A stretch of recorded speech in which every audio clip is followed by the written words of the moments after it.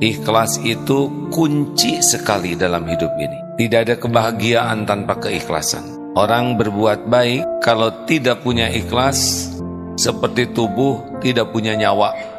Wajib bagi kita untuk paham tentang ikhlas dan berlatih terus-menerus menjadi orang ikhlas. Kunci dari ikhlas lillahi ta'ala, dalilnya inna sholati, sesungguhnya solatku, wa nusuki, ibadahku, wa mahyaya, hidupku, wa mamati, matiku lillahi rabbil alamin.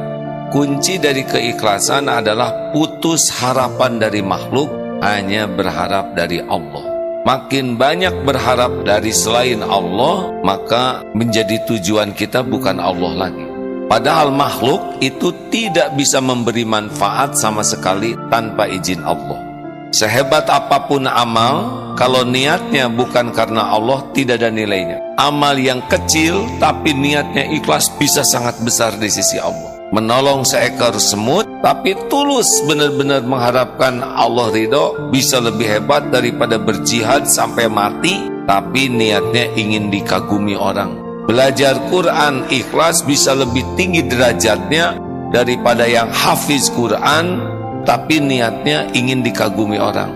Maka wajib bagi kita belajar tentang ikhlas dan berlatih tiap saat untuk menjadi orang ikhlas. Ada 5 latihan menjadi orang ikhlas.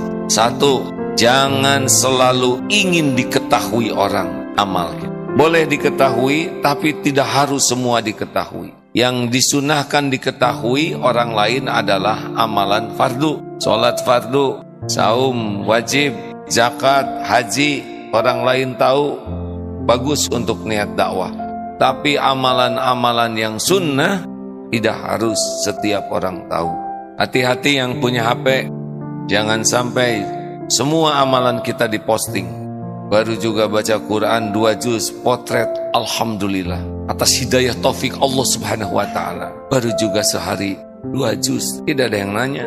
Harus punya amalan rahasia, amalan yang dicontohkan Rasulullah sallallahu alaihi wasallam dan rahasia, jangan harus orang lain tahu semua. Yang kedua, latih untuk tidak selalu ingin dilihat orang. Pokoknya lihat, kalau ada orang bagus, tidak ada orang tidak bagus, pasti karena orang. Harusnya ada orang, tidak ada orang, orang lihat, orang tidak lihat, sama saja. Karena Allah wa huwa ma'akum aynama kuntum wallahu bima ta'maluna basyir. Dan dia Allah bersamamu dimanapun kau berada, dan Allah maha melihat apa yang kau kerjakan. Jadi orang yang kurang ikhlas, kalau ada orang bagus, tidak ada orang tidak bagus. Orang yang ikhlas, ada orang, orang lihat, orang tidak lihat, sama. Karena dia yakin Allah maha dekat, maha melihat. Surat Al-Hadid ayat 4. Wa huwa ma'akum, dan dia bersamamu, aynama kuntum, dimanapun kau berada, wallahu bima ta'maluna basir, dan Allah maha melihat apapun yang kau kerjakan. 3, latihannya jangan ingin dipuji. Cirinya orang kurang ikhlas, kalau dipuji semangat, tidak dipuji tidak semangat, dicaci patah semangat. Kalau dipuji semangat, tidak ada yang muji, tidak semangat, dicaci patah semangat. Pasti tujuannya adalah pujian. Apa? Pujian orang tidak ada apa-apanya. Weh, kamu cakep, jadi cakep? Enggak, tetap begitu. Weh, kamu jelek, jadi jelek? Iya, kan dari awalnya juga kita begini ya. Makin ingin dipuji, makin sering sakit hati. Puji, caci, ember jatuh, sama. Hanya getaran udara yang merambat ke telinga. Cuma itu saja. Banyak orang yang mati-matian ingin dipuji orang lain, sampai nyicil barang. Padahal orang yang muji tidak pernah bantuin cicilannya. Tidak usah jaim, lempeng-lempeng saja hidup. Just the way you are. Jangan ingin dihargai. Kita tidak perlu ingin diperlakukan spesial. Makin ingin dihargai, makin ingin diperlakukan spesial, makin mudah sakit hati, makin mudah tersinggung. Karena sebetulnya kita tidak pantas dihargai orang lain.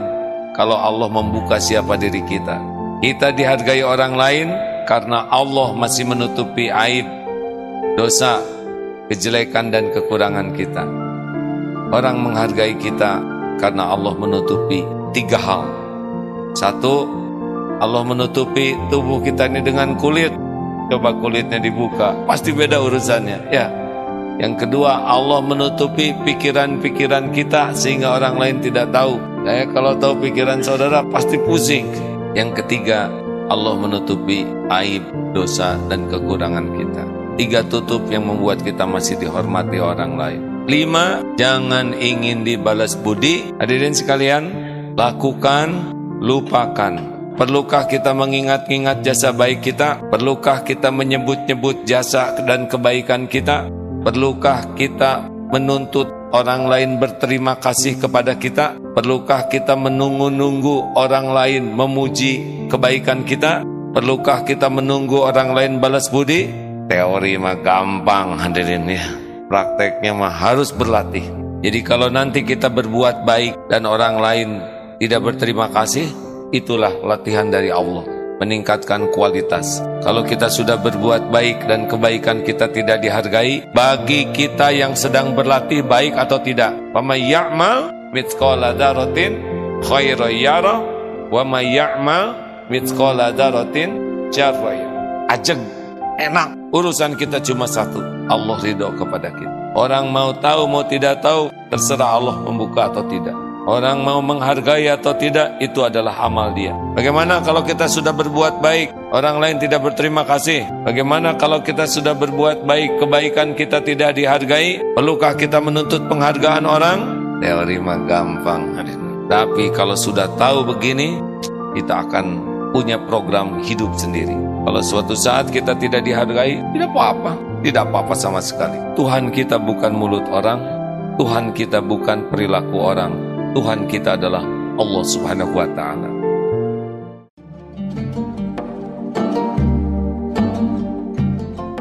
Baru saja Anda ikuti Cahaya Tauhid bersama Kiai Haji Abdullah Gimnastiar.